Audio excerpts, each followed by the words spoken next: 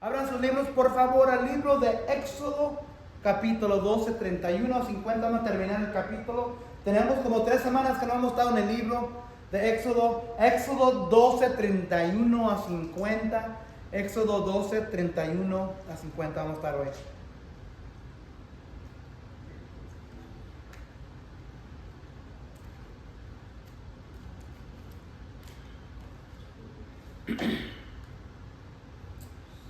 ¿Qué son los...? Bueno, yo me acuerdo mis primeros recuerdos como jovencito. Quiero decir que tenía 3 o 4 años y estábamos viviendo en Houston como familia.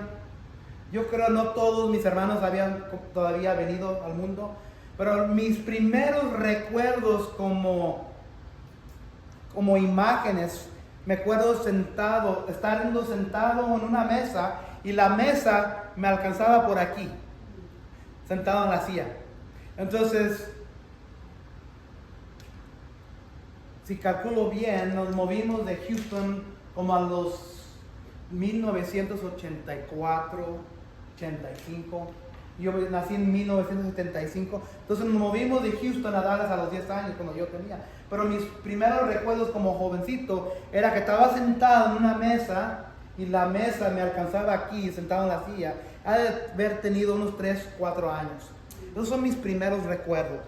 ¿Ustedes tienen sus primeros recuerdos? ¿Se acuerdan los más principios?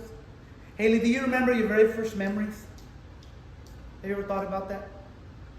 What's your very first memories that you can recall? ¿No? ¿Usted, María, tiene sus primeros recuerdos? Vivíamos todos en una casa muy grande, donde le daban esa casa a mi papá por trabajar ahí. Mi papá era como, así como dice, el capataz, el que mandaba a las personas. Sí, sí. Pero era una granja de marranos. Ajá. Una granja de marranos. Y me acuerdo yo que el dueño de ahí era un doctor. Y me acuerdo que tenían como cosas porque lavaban las corbetas de los marranos y todo. Y mi hermana, la mayor, la cosa tenía una placa grande de fierro. Y pues con los residuos de todo ese desechos se fue desgastando. Y mi hermana, la mayor, iba corriendo por ahí, secándose a subir en esa cosa. Me acuerdo que mi madre corrió y la alcanzó a agarrar de los puros pelos y la alcanzó a salvar y a puros manguerazos de agua y así la agarró por miedo porque a lo mejor había comido algo o se le había metido algo. ¿Y qué joven estaba usted más o menos? 3, 4 años. Wow. 3, 4 años. Yo, diga. Recuerdo que vivimos yo creo hasta que yo cumplí como 5 o 6 años. Pero ahí nací, de hecho yo nací en esa casa. Sí. Los primeros recuerdos siempre son especiales porque nos recuerda de nuestro antepasado, nos recuerda de familia, ya sea lo bueno y lo malo, y también nos recuerda que esos fueron los primeros recuerdos que Dios nos trajo a nuestras mentes. How about you, baby?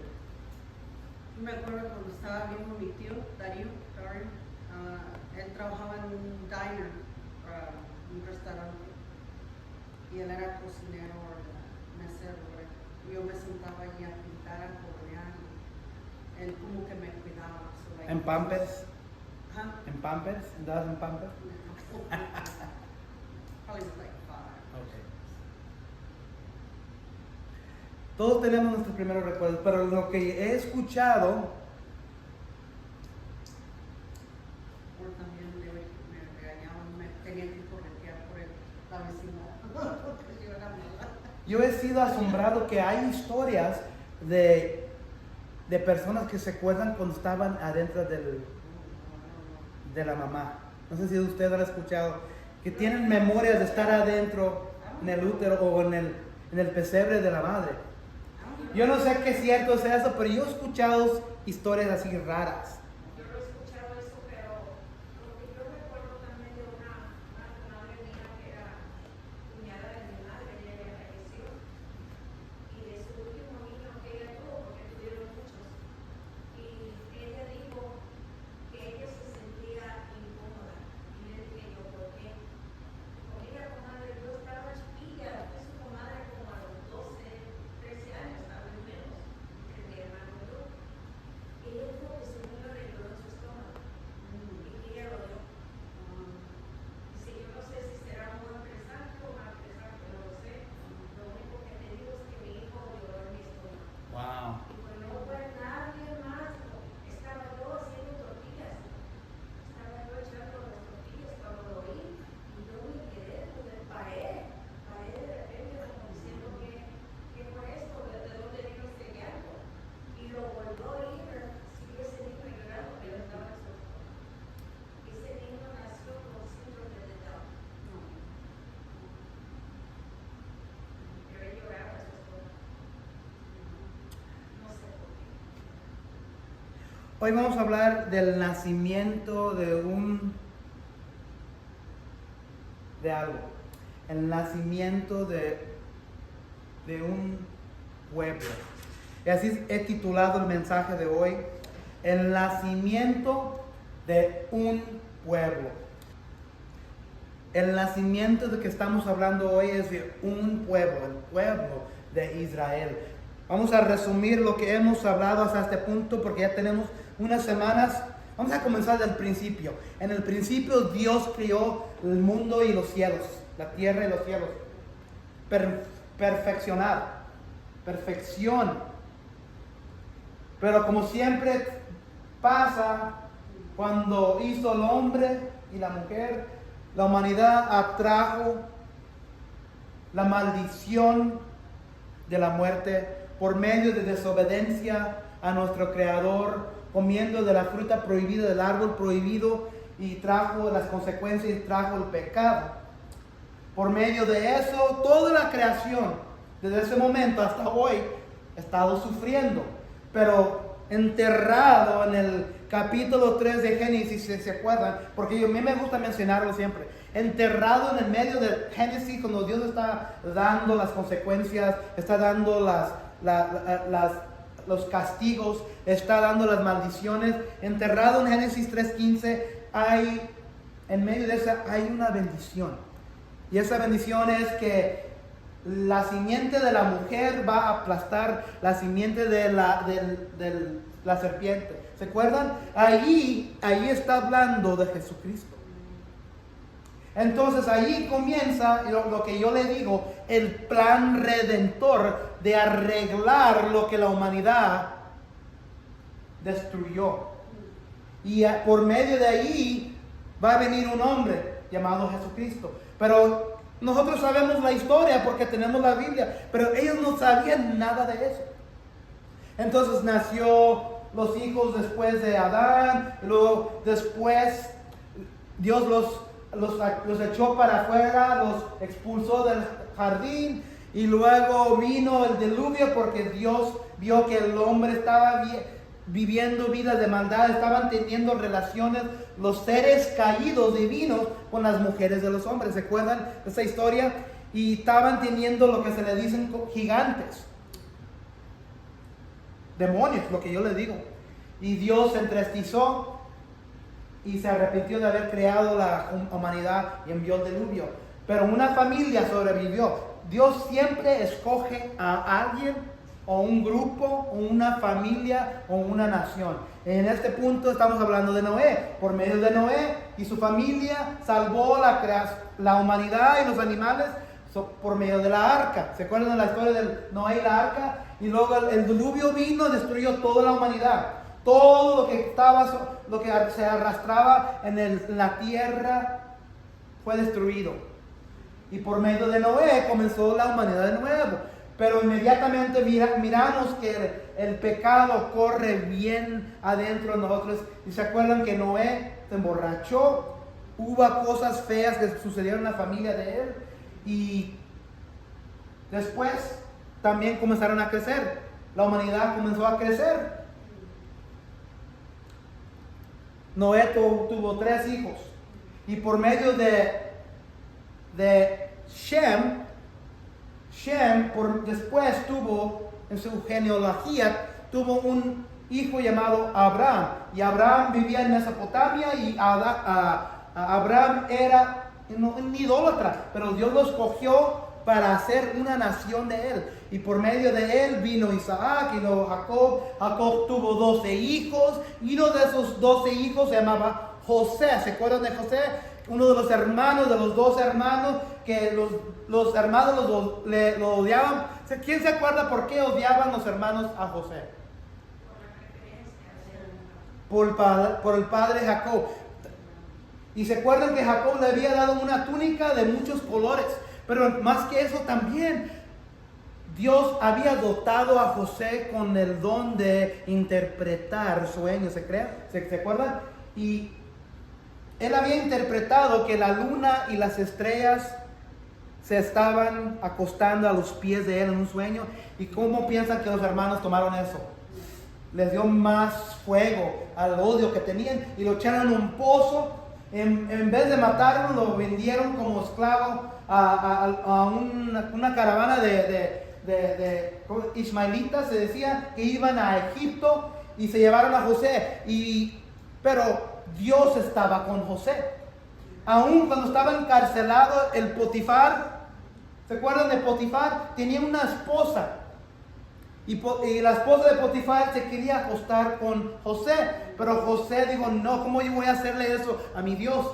Y la esposa de Potifar le mintió a su esposo que él trató de seducir a ella. Una mentira. Y él lo aventó a la prisión federal, donde estaban todos los prisioneros federales de todo el Egipto. En medio de allí, estamos resumiendo, estamos trayendo para atrás ciertos recuerdos.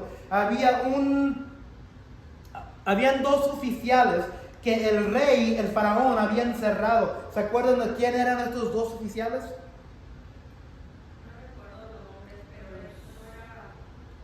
El panadero y el copero. ¿Se acuerdan? Mientras el faraón investigaba, porque parece que había un complot para asesinarlo. La Biblia no lo dice, pero porque después nos damos cuenta que él los liberó. Quizás lo querían envenenar porque era de comida. Exactamente, y él no sabía quién era, y mientras investigó, pero por mientras que ellos estaban ahí encerrados, ellos tuvieron sueños. ¿Y quién los interpretó? José. Y José los interpretó perfectamente. El sueño del panadero era que los pájaros estaban comiendo sobre su cabeza. ¿Se acuerdan? Y que el copero, ¿verdad? Le estaba dando la copa al faraón.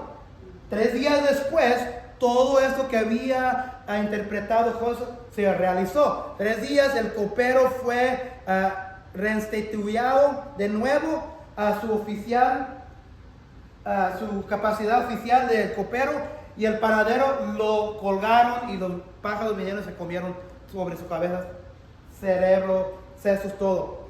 Pero antes de ser liberados los dos, José les dijo a los dos, o le dijo al copero: cuando te suelte el faraón, cuando te libere, acuérdate de mí. ¿Se acuerdan? Pero se olvidó el copero. Sí. Por 3 años. Ahora sí regresamos a los principios, ¿verdad? Por 3 años. Pero el faraón, que no es el mismo faraón de la historia que estamos aquí, tuvo sueños. Y si se acuerdan, tuvo 2 sueños. 2 sueños. El primero era que había 7 vacas feas, trasquiladas, bien flacas. Y luego había otro rebaño de vacas, de 7 vacas. Pero estaban gordas, estaban gruesas, estaban macizas. Pero las vacas feas y delgadas vinieron y devoraron y se comieron las vacas macizas y se quedaron todavía bien flacas. Y luego tuvo otro sueño que había costal de elotes. y que un costal de lotes, 7 lotes feos, sin maíz, se comieron el costal de otros 7 lotes macizos. Me acuerdo cuando íbamos para Reynosa seguido, ahí estaba el lotero y tenía el baño, ¿se acuerdan? El baño tenía todos los elotes y tenía una cobija arriba para que se quedaran y te dejaba escoger el elote. ¿Quiere a mí me gustaba el tierno. ¿A quién le gusta el macizo? El tierno. A mí me gusta el tierno. Y luego le echaba el queso y la mayonesa. Todavía lo hacen, ¿verdad? Yo creo. Ay, estoy. Pero ahí él lo hace todo con la carretilla. ¿Verdad? Y luego, pero eran 2 sueños, pero tenían el mismo significativo. Y Faraón le habló a todos los hechiceros, los magos, los brujos, y ninguno podía interpretar sus sueños. Pero en ese momento había un copero que dijo, ¡ting, ting, ting, ting, ting! Me acuerdo que yo cuando estaba encarcelado había un hombre, un hebreo, y se acordó de él y le dijo al rey, oye rey, perdóname que no te dije, que se me olvidó, pero había, cuando me habías encerrado, había un hebreo ahí, que cuando yo tuve sueño y el paradero, se realizaron lo que él había interpretado. Entonces el faraón va y trae este esclavo, y José le interpreta el sueño. Pero como hemos visto que Dios ha estado con José, José le dice al faraón, al rey, en humildad, Rey Altísimo, lo que tienes que hacer es escoger a alguien, porque esto es lo que va a suceder. Va a haber 7 años de bastante abundancia de comida. 7 años de bastante comida que no vamos a saber qué hacer con la comida. Pero luego va a venir otros 7 años de hambre. Le recomiendo, Rey Altísimo, que elige a alguien para gobernar los primeros 7 años de comida, de abundancia, para que cuando vengan los 7 años de hambre podamos vivir, no nomás nosotros, pero los otros países que rodean. Y el faraón, como un buen mayordomo, ¿verdad? Un buen mayordomo sabe cuando tiene a alguien especial en su grupo, ¿verdad? Un buen mayordomo no es alguien que yo lo voy a hacer de mi manera, no me importa lo que ustedes me digan, aunque vaya contra lo que es lógico. Este faraón primero era lógico y entendió que este hombre estaba dotado por el Espíritu de Dios, decía la Biblia, y escogió y le dijo a José, no hay nadie mejor capacitado para esta obra que tú. Y este siervo, este esclavo fue levantado de la tierra del pozo y el faraón lo levantó al segundo en todo Egipto bajo el rey. Eso es Dios. Eso es Dios. Y como había interpretado el sueño, sucedió. 7 años de bastante comida y luego 7 años de hambre, y por medio de todo eso sus hermanos y su familia y Jacob su padre estaban viviendo en la tierra de Canaán. ¿Se acuerdan? Se iban a morir porque todos los pueblos, todos los países que rodeaban, no había comida, no había lluvia, pero habían escuchado la familia de José, los hermanos y Jacob su padre, que había comida en Egipto. Pero acuérdense que los hermanos, los hijos de Jacob, le habían echado una mentira a su padre. ¿Se acuerdan? Que un animal, una bestia, se había comido y matado a su hijo preferido. ¿Se acuerdan? Le trajeron la túnica de colores lleno de sangre de un animal, y Jacob vivió con la mentira toda su vida.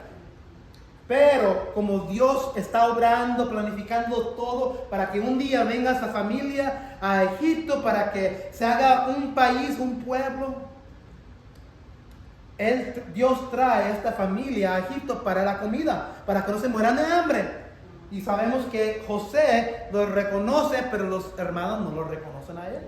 ¿Se acuerdan que José era hebreo, pero está vestido como egipcio? tenía toda la vestidura, yo creo que no tenía pelo, y ya habían pasado, quiero decir, 20 y algo años, algo así. No lo reconocen, pero José sí. Pero José les da una prueba y le dice, ¿de dónde vienen? Oh, venimos porque no tenemos comida. Y cuando se van de regreso les ponen una copa de oro en las bolsas, en los caballos, en los burros de regreso, y luego después José envía a uno de sus siervos para que lo vayan y lo alcance y los acusa de robárselo. Entonces él pide que se quede uno mientras regresen, y luego después eventualmente José se da de conocer a sus hermanos. Se reconcilian y luego eventualmente el padre, Jacob, toda la familia, todas las 70 familias que habían salido, que estaban allí en la tierra de Canaán, vienen a vivir en Gosén. ¿Ven cómo fluye la historia de Dios? Desde el principio de Adán hasta la familia de Jacob. Entonces la familia de Jacob viene a Egipto. Pero eventualmente, ya después de 400 años, José muere, los hermanos mueren, el faraón, el rey primero muere, y el rey que está en la posición no es el mismo rey, ¿verdad? Y él se olvida de lo que el hebreo José había hecho para salvar a Egipto. Y mientras todo ese tiempo los hebreos se van multiplicando como cucarachos. Y el rey ve hacia afuera y ve quizás millones de hebreos. ¿Y qué es lo que piensa el rey? Que cuando ve todos estos hebreos que no son egipcios, lo primero que van a hacer es van a levantarse y se van a venir en rebelión, o se van a juntar con el enemigo y se van a venir contra él. Entonces lo que hace él, los esclaviza por 400 años. Parece que Dios no está ahí en todo eso, ¿verdad? ¿Por qué Dios va a enviar a un pueblo a estar esclavizado, terrorizado por 400 años? Muchas veces nosotros vivimos nuestras vidas en medio de la prueba y no podemos mirar que Dios está obrando, pero Dios está obrando. Porque ¿quién va a traer Dios eventualmente en el futuro? A Cristo. Pero todavía no hay pueblo judío. Moisés es nacido, escondido, y luego por la providencia de Dios es adoptado por la hija del faraón. El faraón, él vive en el palacio del faraón y es criado en el palacio, tiene una educación buena, tiene la vestidura, pero nunca se olvida de su pueblo. Y un día mira a capataces maltratando a sus paisanos. ¿Y qué es lo que hace Moisés? Yo creo él piensa en su mente, voy a salvar a estos, voy a salvar a mi pueblo. Pero no estaba listo.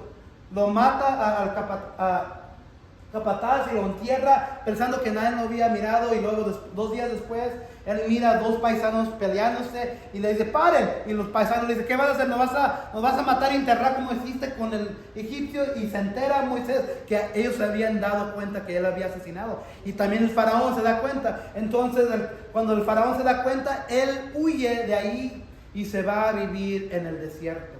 Y él tenía 40 años cuando él se fue. A los 80 años cuando Dios se le aparece en la zarza ardiente. Y Dios le dice, tú, Moisés, vas a ser mi voz y te voy a usar a ti para sacar a mi pueblo. Y Moisés, como cualquiera de nosotros, le dice a Dios, ¿qué? Señor, tú eres Dios, pero te faltan unas canicas, no puedo hablar bien, tartamudeo. Te voy a enviar a tu familia y tienes un hermano que se llama Aarón. Él te va a ayudar a los principios y él va a hacer lo que tú le digas, que yo te diga a ti. Eventualmente van al faraón y le dicen que deje ir a su pueblo.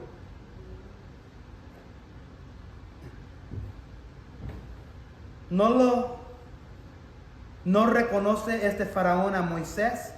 Lo reconoce como el Moisés de antes, pero ya se burla de él. ¿Quién eres tú? Fíjate lo que estás haciendo. Estás estás dejando que no trabajen los hebreos bien, sácate de aquí. De hecho, voy a amplificarle el trabajo. No les voy a dar zacate para que le echen al lodo. Cuando eventualmente Dios le mete a este terco Moisés el poder con la vara y regresan. Y la primer plaga es el Nilo contaminado. El Nilo se hace sangre, ¿se acuerdan? Y luego el segundo, las ranas. El tercero, los piojos. Ese es el peor para mí. Cada vez que me rasco la cabeza, yo sé que es sudor, pienso en esto. Las moscas. ¿Han mirado muchas moscas ahorita, verdad? Estaba diciendo Carmen en la mañana. Y luego la muerte de los animales domésticos, de todo el ganado, los granos, los úlceras, el granizo y el fuego del cielo, los chapulines, las langostas. Y luego el día se hace tinieblas, menos el lugar donde vivían los hebreos. Había ahí día. 9 plagas. Cada vez el corazón del faraón se endurecía. Ya sea que faraón endurecía su propio corazón, o Dios lo estaba endureciendo, o que se estaba endureciendo. La Biblia habla de 3 maneras que el corazón, uno se hace duro el corazón. Uno propio lo hace, Dios lo hace, o nomás se hace. Pero luego la plaga 10ª, miramos el versículo 29 del capítulo 11.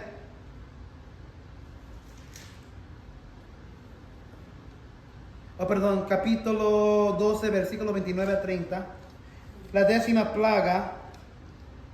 Al medianoche, el Señor hirió de muerte a todos los primogénitos egipcios, desde el primogénito del faraón en el trono hasta el primogénito del preso en la cárcel, así como a las primeras crías de todo el ganado. Todos en Egipto se levantaron esa noche, lo mismo el faraón que sus funcionarios, y hubo grandes lamentos en el país. No había una sola casa egipcia donde no hubiera algún muerto. Esa misma noche mandó llamar el faraón a Moisés y a Aarón y les ordenó: largo de aquí. Vamos a comenzar ahí, versículo 31.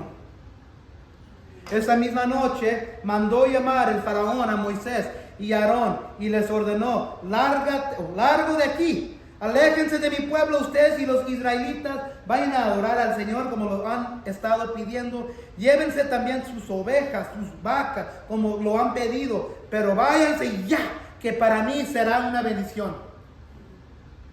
Dios le pega donde más le duele. Dios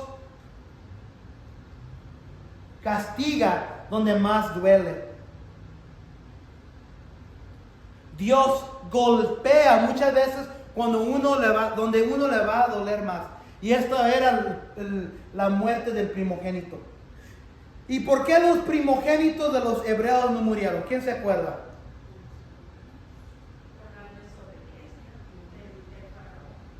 Pero ¿por qué los primogénitos de los hebreos no murieron esa misma noche? Porque tenían la puerta, el marco de la puerta sellado con sangre. La sangre del cordero perfecto que fue sacrificado. Y cuando vino la muerte,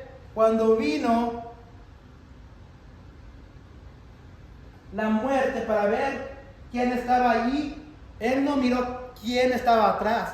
Él no miró qué habían hecho las personas. Él miró la sangre del cordero sobre sus puertas y dejó ir a las personas. Pero cualquier casa, no importaba si era siervo, hebreo o egipcio, si no tenían la sangre sobre los puestos de la puerta y sobre arriba, la muerte iba a llevarse el primogénito de la casa. Y eso fue lo que sucedió. Entonces, el faraón ya no pudo más. Eso era lo feo que podía pasar. ¿Y qué es lo que tiene, qué es la función de un primogénito en esos días? Quizás también hoy. En muchas culturas, ¿qué es lo que trae el primogénito en una familia? La continuidad del apellido y de la responsabilidad. En muchos lugares también hay una herencia, ¿verdad? En muchos lugares, países, culturas, es el que se levanta y continúa, como dijo usted, la continuación del poder de la familia. O si es un rey, el hijo es el que continúa, ya cuando era príncipe, ahora es rey. Y cuando muere el primogénito del faraón, se muere toda la esperanza del pueblo egipcio. Entonces Dios le pegó donde más le dolía. Muchas veces cuando nosotros estamos viviendo nuestras vidas y no estamos haciendo caso, cuando somos tercos, no queremos escuchar a Dios, no queremos obedecer y Dios nos está golpeando, siempre hay una vez cuando nos va a golpear, donde va a golpear lo más poderoso. Y aquí Dios le quitó la continuación del trono egipcio de su hijo, al faraón. Mucha gente vive hoy pensando que Dios va a dar oportunidad tras oportunidad, pero va a venir una oportunidad cuando va a ser la última y Dios va a decir, te voy a pegar donde más te duele. Y muchas veces, lamentablemente, es la muerte. Y no queremos pensar de eso porque tenemos gente y familiares en nuestras vidas que estamos orando, que Dios, que le alcance el corazón, porque sabemos que si no escuchan como el faraón, si son tercos y no se arrepientan, va a venir la última vez que Dios va a decir, ya es demasiado mucho. Te voy a pegar donde más te duela.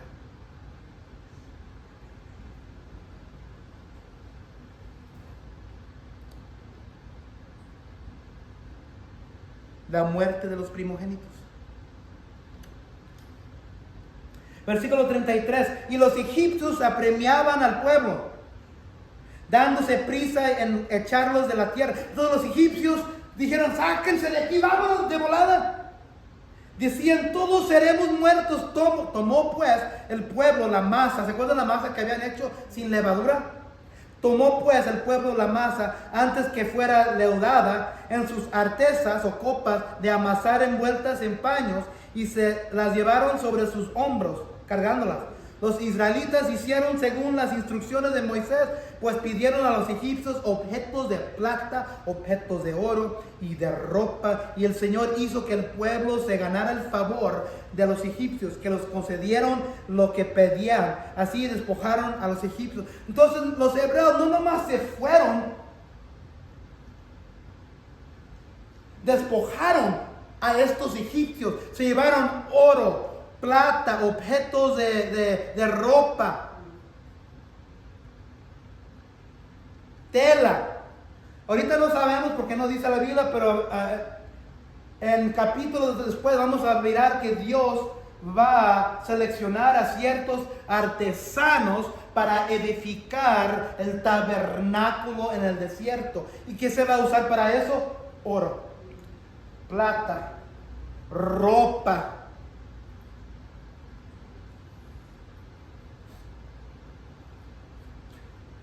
Dios sabe lo que está haciendo. Pero y los egipcios no les importaba.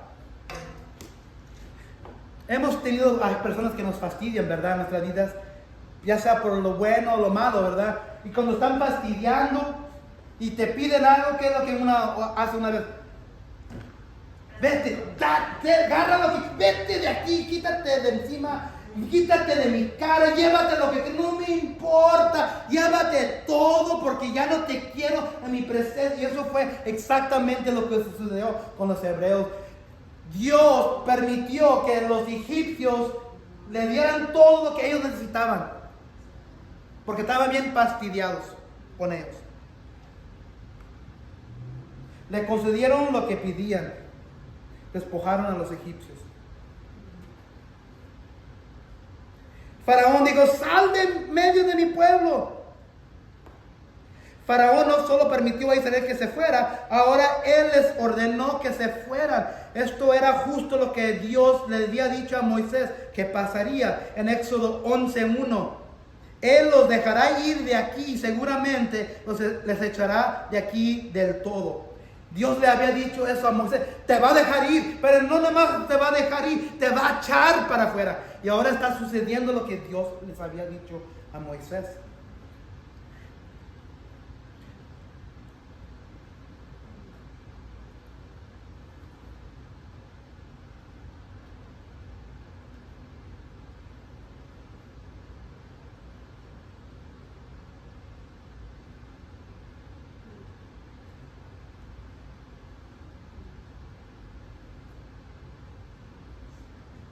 Así despojaron a los egipcios. Versículo 37.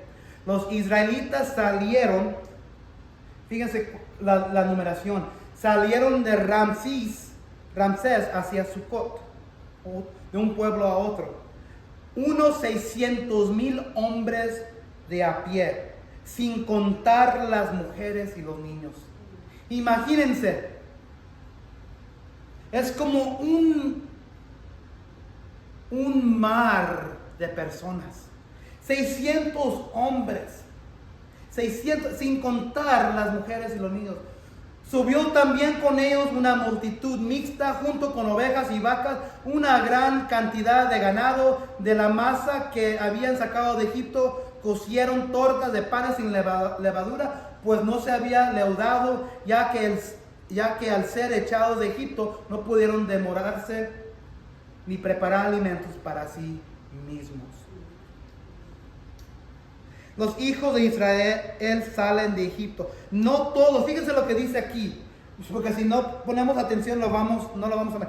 600 hombres de a pie, sin contar las mujeres y niños. Subió también con ellos una multitud mixta. ¿Qué es eso?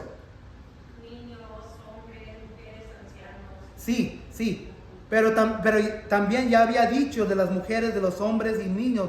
Subió una multitud mezclada. También salieron otras razas con ellos. Y también egipcios. Los egipcios, porque vamos a darnos después cuenta que en el desierto van a murmurar contra Moisés, diciendo, ¿por qué nos sacaste de aquí? Vamos a morirnos de hambre y de sed. Hubiera sido mejor quedarnos en Egipto, no teníamos comida todos los días. Y estos que estaban murmurando eran los que estaban mezclados, los que eran egipcios y de otra raza. Eso va a ser importante después, porque Dios no nomás salvó a los hebreos, pero también salvó aquí los que habían obedecido. Entonces este Dios del universo no nomás es el Dios de un solo pueblo, Él es el Dios poderoso, redentor, que salva no importa quién sea. Y salvó aquí una multitud mixta, mezclada, porque ellos habían visto, este Dios de los hebreos es más poderoso que el Dios, todos los dioses que teníamos nosotros. Vámonos con este. Y mucha gente se dan cuenta ya después que el Dios que está tratando de salvarlos, sacarlos del pecado, sacarlos de la oscuridad, sacarlos de la esclavitud, es más poderoso que los dioses que el mundo y el diablo ponen encima de nosotros. Y se fueron ahí. Quiero decir que eran 2 o 3 millones de gente. Voy a atrasarme un poco. Aquí tenía no la tengo. Tengo un cuadro aquí.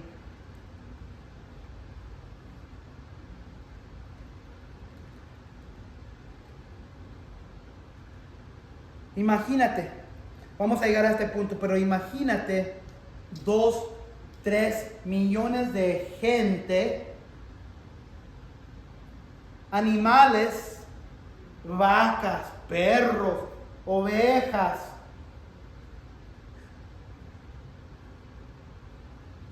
todo concentrado, saliendo de Egipto. ¿Cómo se ha de ver eso? Ahí está una.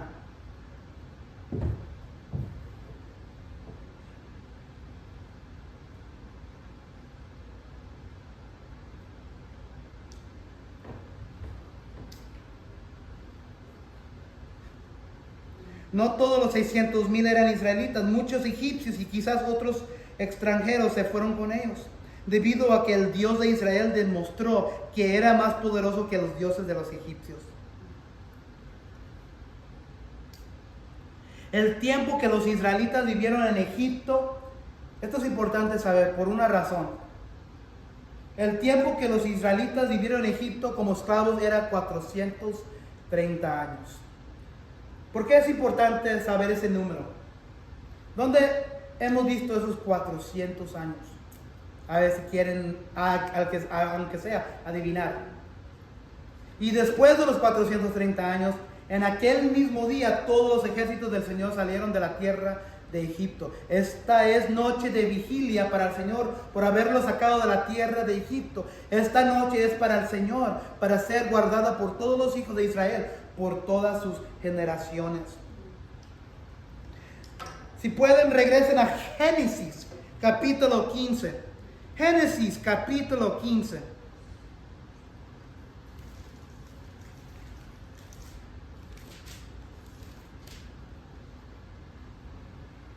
Versículo, no lo tengo en la pantalla, 12 a 16. Génesis 15, versículos 12 a 16. ¿Se acuerdan que Dios había escogido a Abraham y le había cambiado su nombre a Abraham? Y Dios hace un pacto donde Él le pide a Abraham que mate animales, ganado y también pájaros y los corte en mitad. Y que ponga mitad de los animales en este lado y la otra mitad de los animales que están acá. Y que en esos días se hacía un pacto donde los dos personajes, las dos personas caminaban por medio de estos animales cortados de mitad. Y hacían un pacto, un acuerdo, donde diciendo, si tú no haces, si tú no cumples tu lado del contrato, del acuerdo, te va a pasar a ti lo mismo que le pasó a estos animales. A los dos se le decía, pero esta noche Dios hizo dormir a Abraham, por sabiendo que Abraham o los seres humanos nunca iban a poder cumplir su lado del pacto. Pero en versículo 12, capítulo 15 dice esto: al anochecer Abraham cayó en un profundo sueño y lo envolvió en una oscuridad aterradora. El Señor le dijo, acuérdense que Abraham vivió como 300, 400 años anterior de este tiempo de aquí. Debes saber que tus descendientes, ¿qué son los descendientes de Abraham? Los hijos, los hebreos. Y aquí Dios le está diciendo a Abraham, debes saber que tus descendientes vivirán como extranjeros en una tierra extraña, la tierra de Canaán, donde serán esclavizados y maltratados durante 400 años. Dios ya le había dicho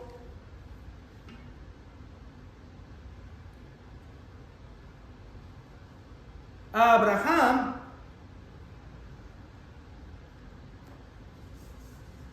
siglos anterior que ellos iban a ser, su pueblo iba a ser esclavizado por 400 años. ¿Y qué es lo que dice aquí? Que 430 años exactamente eran esclavizados. Si eso no es profecía, si eso no es la soberanía de Dios, sabiendo que iban a ser exactamente esclavizados por 4 siglos, y a los 4 siglos salen de Egipto. Nosotros no sabemos cuándo Dios va a liberar a alguien. Nosotros no sabemos cuándo Dios va a decir, ya es tiempo para ir para este hombre, para esta mujer, para esta criatura que ha sido esclavizado en su vida, los voy a redimir. No paren de orar por las personas que ustedes están orando, porque nosotros no sabemos cuando Dios va a decir, ya es tiempo, ya es tiempo, ya era el tiempo para los hebreos que salieran, como le había dicho a Abraham hace 400 años. Nosotros no sabemos cuando Dios va a alcanzar a la persona en que tú estás orando. No sabemos. Aquí se duró 400 años en esclavitud. No pierdan la esperanza. no pierdan la esperanza por esas personas, ese ser querido que ustedes están orando, que tienen, esa persona está involucrada en suciedad, en alcoholismo, en las drogas, en rodeándose con gente, haciendo cosas feas. Sigan orando porque Dios finalmente escuchó a los hebreos, dijo, ya es tiempo. Ya es tiempo de sacarlo de la esclavitud.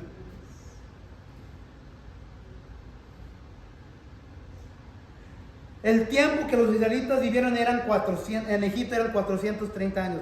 42. Esta es noche de vigilia para el Señor por haberlo sacado de la tierra de Egipto. Esta noche es para el Señor, para ser guardada por todos los hijos de Israel, por todas tus generaciones. Dios, Cristo sacó a cada uno de nuestras vidas de la esclavitud, del pecado, de la oscuridad, de nuestra vida anterior. Y esa noche, ese día que Dios te sacó a ti y a mí, Dios estaba vigilando. Él estaba guardándote ese día para que saliera bien para Él. Es un día especial.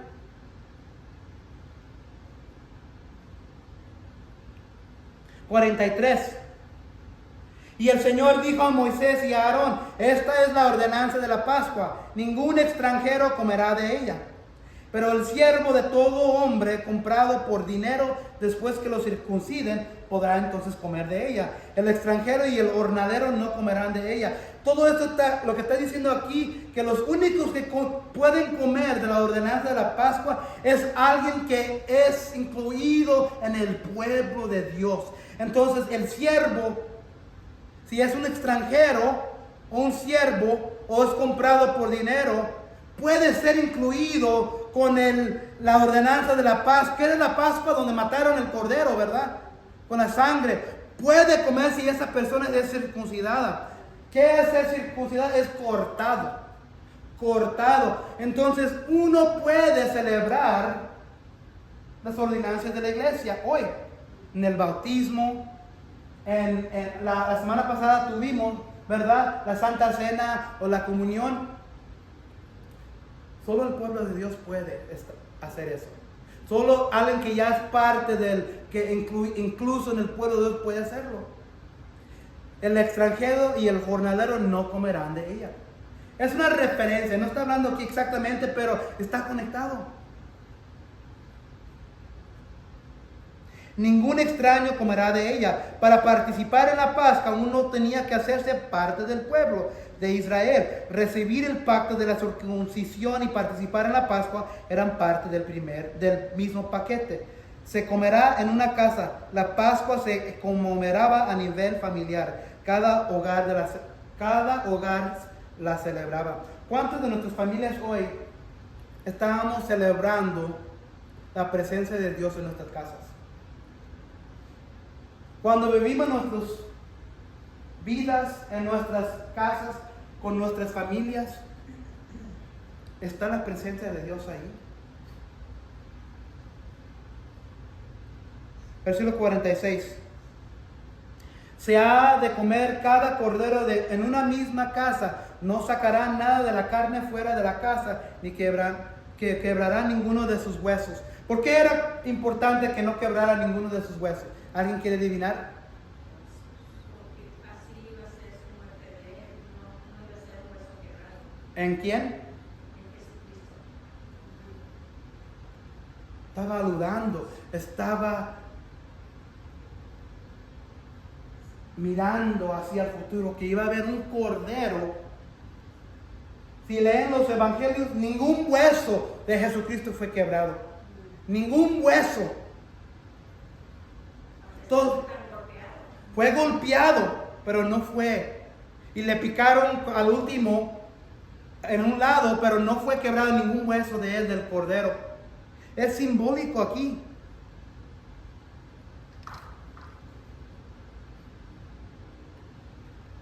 Toda la congregación de Israel la celebrará. Pero si un extranjero reside con ustedes y celebra la Pascua al Señor, que sea circuncidado primero. todo varón de su casa, y entonces que se acerque para celebrarla, pues será como un nativo del país. Pero ninguna persona circuncisa comerá de ella. La misma ley se aplicará tanto al nativo como al extranjero que habite entre ustedes. Todo eso para decir que solo el pueblo de Dios está incluido en la presencia de Dios. Hay muchos que vienen a la iglesia, muchos, pero no todos son del pueblo de Dios. Hay muchos que se sientan aquí, hay muchos que se sientan en la iglesia Houston. Están adentro de las muradas del edificio de la iglesia, de las paredes, pero no todos son del pueblo de Dios. Están adentro de un edificio, están sentados, pero no todos comparten de las bendiciones de Dios. ¿Y qué es la bendición más grande que Dios nos da por medio de su Hijo Cristo? La salvación eterna. Entonces, estar sentado, rodeado adentro de una iglesia con otros santos, con otros cristianos, no es necesariamente decir que ellos son salvos, que ellos son parte del pueblo de Dios. Tienen que ser circuncidados. Ellos tienen que ser apartados primero. Hay que cortar la carne. Hay que ellos arrepentirse de la vida vieja, cortar esa vida, dejarla atrás, tirar esa basura atrás y ser incluido en el país y en el pueblo de Dios.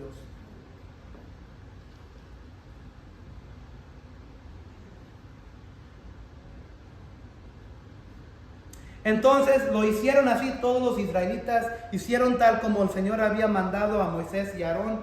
Y aquel mismo día, ¿cuántos años habían pasado como esclavos? 430 años. ¿Qué es lo que le había dicho Dios a Abraham? 400 y algo años, 4 siglos. Y aquel mismo día el Señor sacó a los israelitas de la tierra de Egipto por sus ejércitos.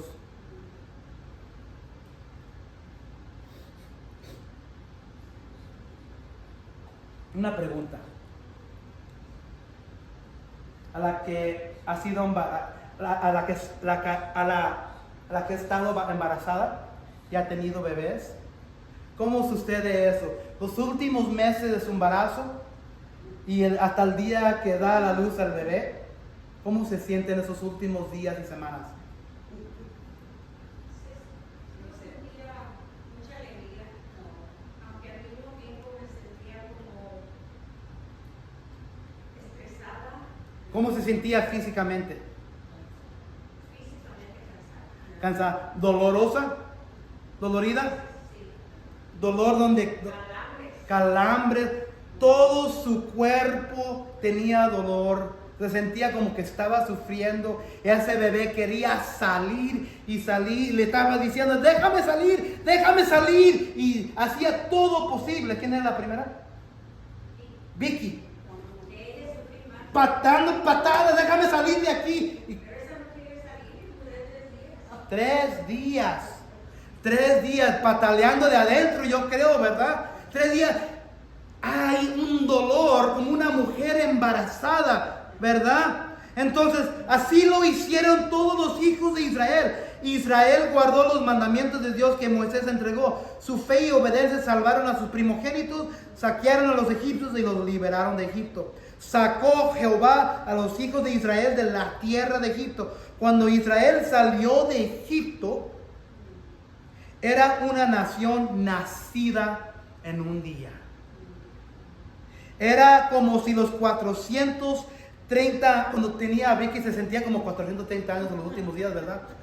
Era como si los 430 años fuera una época de gestación en la que el bebé crecía. Las plagas fueron como dolores de parto antes del nacimiento, y ahora la nación había nacido. La nación, los hebreos estaban diciendo, sácanos de aquí, sácanos de aquí, sácanos de aquí. Queremos ser liberados, queremos ver el mundo de Dios, queremos ver el día, queremos ver la luz. 430 años y por la primera vez El Señor sacó a los israelitas en la misma manera cuando un bebé sale de la vientre de su mamá. La nación de Israel nació en este día, como un pueblo. Regresamos al versículo que leímos. Limpien la levadura vieja para que sean masa nueva, así como lo son en realidad sin levadura, porque aún Cristo, nuestra Pascua, lo ha sido sacrificado. Por tanto, celebremos la fiesta no con la levadura vieja, ni con la levadura de malicia y maldad, sino con panes sin levadura de sinceridad y de verdad. Esa misma noche los hebreos salieron sin pan, sin levadura, con pan sin levadura, porque habían dejado todo atrás. Habían sido humillados por 430 años y Dios dijo, están listos. Muchas veces necesitamos que Dios nos humille antes que Dios diga, estás listo para el siguiente nivel. Y por la primera vez, en la misma manera simbólica, la levadura de este pueblo, este bebé, fue quitado y salieron y vieron la luz del día. El nacimiento de un pueblo. Voy a leer Juan capítulo 3. Este es quizás una historia reconocida. Juan 3, versículos 3 a 8. Este es un encuentro entre Jesús y un hombre, un maestro religioso llamado Nicodemo. ¿Quién ha escuchado de Nicodemo? Nicodemo viene por la noche porque quiere entender más de Jesús, pero no. Nicodemo era un maestro religioso alto en la sinagoga y no querían que sus compañeros lo miraran, pero él estaba buscando a Cristo, pero lo estaba haciendo a las escondidas. Cuando uno está buscando a Dios, muchas veces da vergüenza y viene por la noche, pero lo está buscando y le está preguntando a Jesús ciertas cosas. Y en versículos 3 a 8, Dios le dice, de veras te aseguro que quien no nazca de nuevo no puede ver el reino de Dios, dijo Jesús. ¿Cómo puede uno nacer de nuevo siendo ya viejo?, preguntó Nicodemo. ¿Acaso puede entrar por segunda vez en el vientre de su madre y volver a nacer? Yo te aseguro que quien no nazca del agua y del Espíritu no puede entrar en el reino de Dios, respondió Jesús. Lo que nace del cuerpo es cuerpo y lo que nace del Espíritu es Espíritu. No te sorprendas de que te haya dicho, tienen que nacer de nuevo. El viento sopla por donde quiere y lo oyes silbar, aunque ignorabas de dónde viene y dónde va. Lo mismo pasa con todo lo que nace del Espíritu. Tiene que haber un nacimiento nuevo espiritual. Aquí lo que está sucediendo, el país, el pueblo de Israel está saliendo y va a ver la tierra prometida. Entonces, nosotros, ¿qué significa eso para nosotros hoy en nuestras vidas practicales? Tú y yo, que somos nacidos de nuevo ya, hay que vivir nuestras vidas como que si Dios nos ha dado esa libertad que cantamos. No vamos a cantar y vamos a alabar otra vez esta última, pero hemos sido liberados de eso. Y hay otra canción, ¿por qué vamos a regresar? No vuelvo más. En los siguientes capítulos, los hebreos israelitas le van a decir, porque no hay comida en el desierto, no hay tanta agua. ¿Quién ha vivido o ha pasado por el desierto? O ha vivido en el desierto por un tiempo. No hay mucha agua, ¿verdad? No hay mucha comida, quizás unos conejos, quizás unas víboras de cascabel, pájaros los puedes encontrar, pero no hay mucha comida y agua en el desierto. Y los capítulos después, los hebreos le van a decir a Moisés, ¿qué estabas pensando en nuestra casa donde había comida, donde había agua y vamos a morir aquí? Muchas veces es más fácil regresar a la vida vieja donde teníamos el pecado, pero nos sentíamos bien cómodos con el pecado.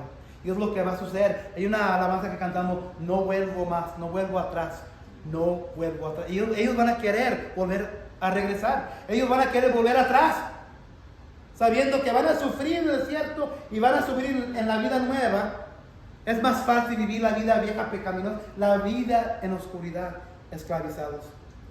Entonces, cuando tú naces como una criatura nueva, no deberíamos regresar a nuestras vidas anteriores. Padre Celestial, te pedimos que esto sea nuestro anhelo para compartir las noticias de tu Hijo Cristo a la gente perdida en nuestra vida, sabiendo que tú das oportunidad tras oportunidad tras oportunidad, sabiendo que nunca sabemos cuando tú vas a golpear por la última vez para abrir los ojos de esa persona, por ese ser querido, por ese hermano, por esa hermana, por ese esposo, por esa esposa, cónyuge, hijo, hija, primo, prima, nieto, nieta.